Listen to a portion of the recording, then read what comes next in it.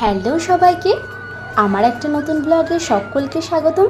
আজকে সকালটা কিন্তু শুরু করেছিলাম, ঠিক সকাল বলা চলে না, সেটা হচ্ছে তো উঠেছিলাম হলো 3টের সময়, আর প্রস্তুত হতে নিতে প্রায় 4টে মতো বেজে গেছিলো। কারণ দধিমঙ্গল অনুষ্ঠানের অনেক কিছুর আয়োজনের দরকার হয়, আর সেই আয়োজন কিন্তু কাল রাত থেকেই শুরু হয়ে গেছিলো, কিন্তু সকালে কিছু বাকি থাকার কারণে একটু সময় লাগছিল। তো এখানে প্রত্যেকেই রয়েছিল। আর এই যে বাচ্চাটা দেখছো, এরই কিন্তু পৈতে অনুষ্ঠান আজকে।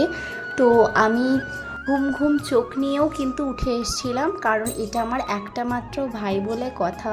তো আমি না থাকলে হবে, আর ও বারবার আমাকে ডাকছিল, আর আগের দিন আমার সাথেই শুয়েছিল।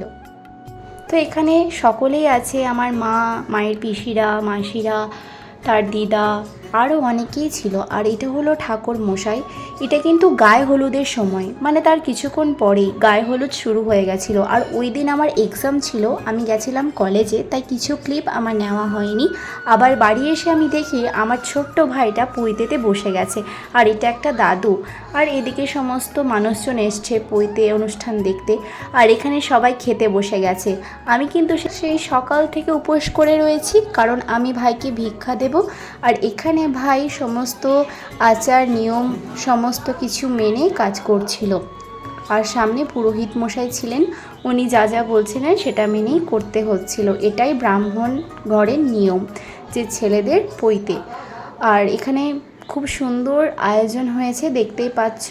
আর তোমাদের কেমন লাগলো ভিডিওটা দেখে সেটাও কিন্তু বলবে। আর এই যে গেরুয়া বস্ত্র পরিয়ে দিয়েছে, এটাই নিয়ম বলে পরিয়ে দিয়েছে। আর এখানে সমস্ত মানুষজন দাঁড়িয়ে আছে ভিক্ষা দেবে বলে, আর আমিও দিয়েছিলাম ভাইকে ভিক্ষা। তো এদিকে আমার মা যাতায়াত করছিল বারবার, কারণ ভাই তো একটু ছোট, ও আসলে খুব গরমে কষ্ট পাচ্ছিল, তার জন্য ওকে একটুখানি পাশে বসেছিল।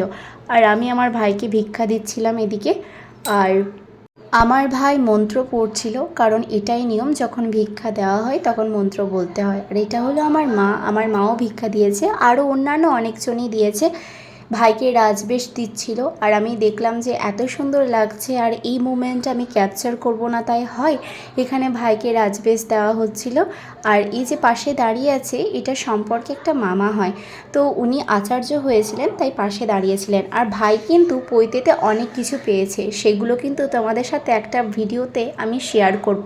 তো আজকের খাওয়া দাওয়া হয়েছিল বাসন্তী পোলাও, মটর পনির, পোস্ত, আর সাথে কিন্তু দই, মিষ্টি, আরও অনেক আইটেম ছিল, কিন্তু আমি খেতে পারিনি কারণ উপোস ছিল বলে।